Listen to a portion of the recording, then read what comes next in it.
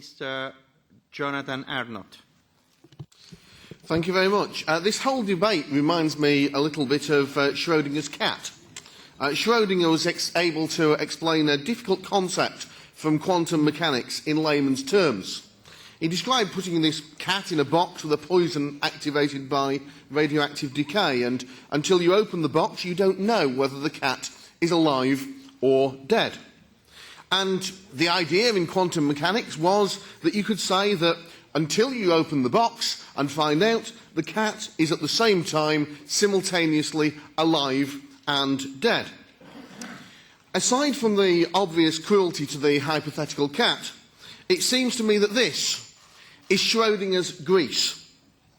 The Commission, the Council of Ministers, has spent years telling anyone who will listen that everything is all Greece's fault, that they've overspent, that they've mismanaged their economy. Last night, they forced through the most draconian package imaginable through the Greek Parliament against the democratic will and consent of the Greek people on exactly that basis. And then today, we have a proposal to use Article 122 of the Treaty on the Functioning of the European Union to suggest that the member states outside the Eurozone, that the UK, should contribute to this new bailout. And of course, they can only do that legally if it is caused by circumstances beyond Greece's control. They're trying to make it simultaneously be Greece's fault and not be Greece's fault, to send the bill to Athens, to the Eurozone and to London. But this isn't some hypothetical problem like Schrödinger's. This is the daily reality of the people on the streets of Athens, on the streets of cities like Thessaloniki that I had the privilege to visit last year. A city which will be hit harder than most because of the reliance on their port. And I think we're seeing that in terms of the reaction of the people on the streets in that great city. Greece is going through conditions unimaginable in a modern Western democracy.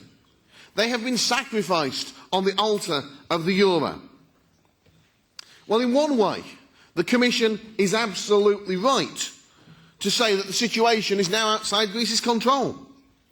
Greece is in the euro. She can't devalue her currency. She can't alter her interest rate, and she can't refuse to pay her unpayable debts. The IMF says that Greek debt is going to reach 200% of GDP. Well, that's no wonder, because this bailout deal is going to push Greek GDP down even further. It's going to cost Greek jobs. And as you push the GDP of Greece down, then of course the debt in comparison with that GDP is going to go up. The IMF don't just say that the debt is unsustainable. They say it is highly unsustainable. Greece has made mistakes in the past, it's true. But now there is no possibility of it paying its debts. I'm not even going to mention Sisyphus.